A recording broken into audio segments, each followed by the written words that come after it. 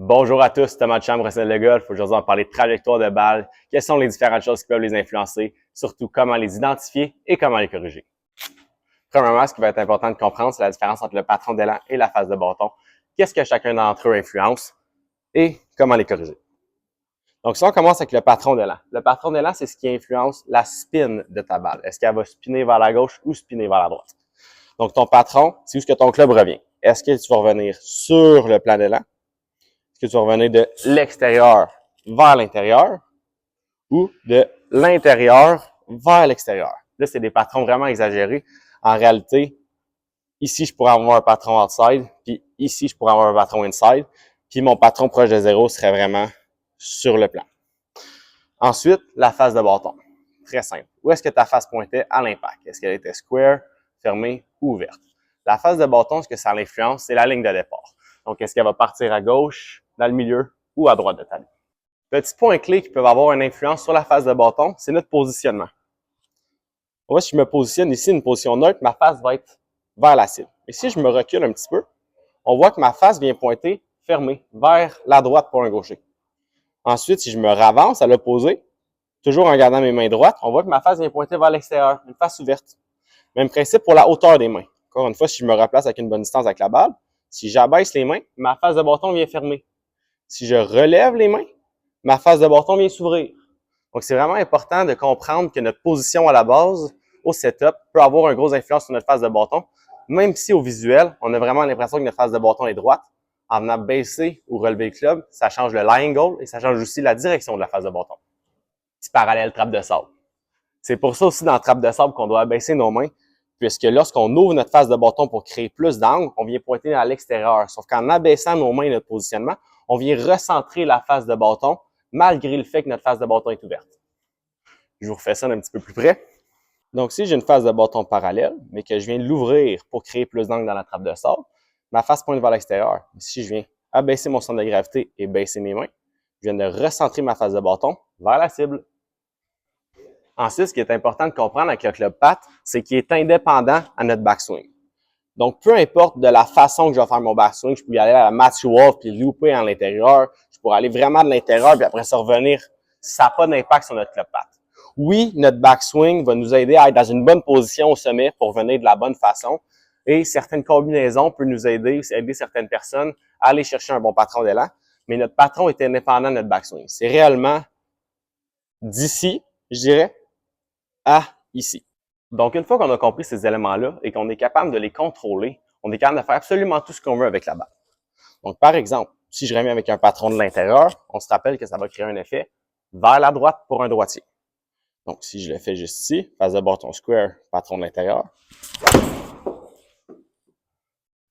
Face de bâton square, patron de l'intérieur. J'ai un beau petit draw. Ensuite, j'aurais pu créer le même draw, mais avec ma face de bâton.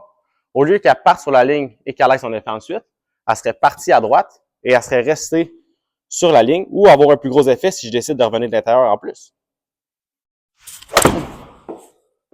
Comme ceci. Là, j'ai fermé ma face de bâton et j'ai ajouté un léger effet, mais moins gros que le dernier. Donc, ce que ça crée, ma balle part à droite de ma ligne et a un effet en plus vers la droite. Donc, ensuite, si je veux aller de l'autre côté, j'ai simplement à rouvrir ma face de bâton ou ramener mon patron de l'extérieur.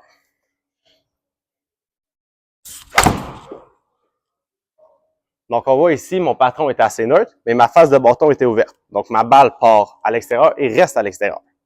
Si je réussis à ramener mon patron à l'extérieur, ce qui est mon côté faible, donc j'ai un petit peu plus de difficulté, on va voir que la balle va vraiment avoir un effet de ce côté-là et non pas juste être dirigée directement à la ligne de départ.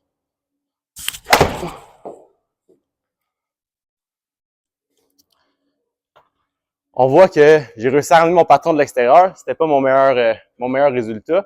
Mais on voit que la balle avait le goût d'aller par là. Oui, malheureusement, j'avais une face de bâton fermée, ce qui a fait qu'elle est partie à droite et qu'elle est restée à droite, même si elle avait le goût de revenir. Je vais essayer de faire un essai un petit peu plus victorieux. Légèrement mieux. On voit quand même l'effet que la balle a là. La face de bâton était square, le patron était légèrement à l'extérieur. La balle avait le goût de fader. L'important, c'est vraiment de comprendre les principes que le patron contrôle la spin de la balle et que la face de bâton contrôle la ligne de départ de la balle. Une fois qu'on comprend ça, c'est beaucoup plus facile d'analyser quand on frappe une shot et de dire qu'est-ce qui est arrivé, même si on est sur le range et qu'on n'a pas les données du simulateur. Donc, je frappe une shot, part dans le milieu, petit draw dessus, qu'est-ce qui est arrivé? J'avais un patron de l'intérieur. Donc, une fois qu'on connaît ces données-là, qu'on connaît qu'est-ce qui crée les différentes trajectoires, c'est beaucoup plus facile d'identifier notre problème et d'être capable de le corriger. Parlant de corriger, je vous donne quelques petits trucs pour corriger un petit peu le patron ou la face de bâton. Premièrement, avec le patron, vous avez vu dans le dernier extrait que j'ai essayé de ramener mon pied plus vers l'extérieur quand je voulais créer un patron de l'extérieur. C'est vraiment de dire que notre corps va guider nos mains et notre patron. Donc, si je ramène mes pieds à l'extérieur comme ça, bien, ça donne le goût à mon tronc et mon plan d'élan de revenir plus de l'extérieur. Très bien fait. Beaucoup mieux que dans les exemples précédents. Donc ensuite, si je veux faire l'opposé, bien, je peux simplement ramener mon pied de l'autre côté et avoir l'impression, quand j'arrive au sommet, de vouloir descendre mon épaule intérieure, vraiment à l'intérieur, pour ramener le club de l'autre côté. Donc les slicers ici qui ont besoin de corriger cette vilaine slice, ça va vraiment être de dropper l'épaule à l'intérieur pour pouvoir corriger le patron. C'est important d'identifier aussi qu'est-ce qui crée votre slice. Si votre slice part directement de ce côté-là et reste là, c'est pas une slice, c'est plus un push avec une face ouverte.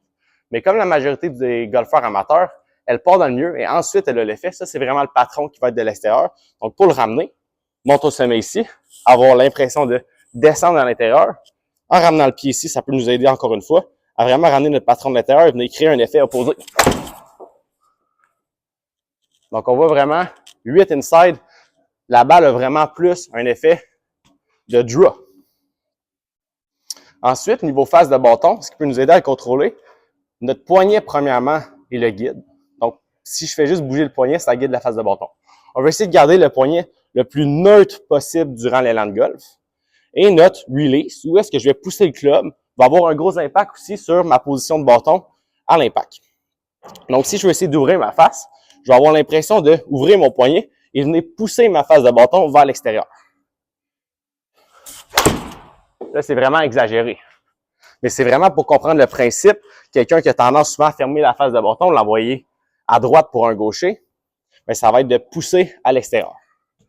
De l'autre côté, quelqu'un qui a de la misère à releaser, qui pousse la balle, bien, ça va vraiment être d'avoir l'impression de venir flipper les mains à l'impact, d'amener notre poignet vers la droite pour un gaucher, vers la gauche pour un droitier, et vraiment venir releaser du côté droit, du côté intérieur. Si je vais comme ça ici, on a l'autre extrême. Donc ensuite, l'idéal, c'est vraiment d'avoir une balle droite. Donc le feeling, c'est de réussir à amener le bâton dans le bon plan et de venir finir vers notre cible en avant ici. Petite face fermée, mon petit draw naturel, vous le voyez depuis tantôt, à chaque fois que je frappe une shot sans trop réfléchir, c'est la shot qui sort. C'est pas mauvais. Un petit peu. Et voilà, c'est ce qui complète cette vidéo. Écrivez-moi en commentaire si vous avez des questions. N'hésitez pas à vous abonner. Écrivez-moi, likez et à la prochaine.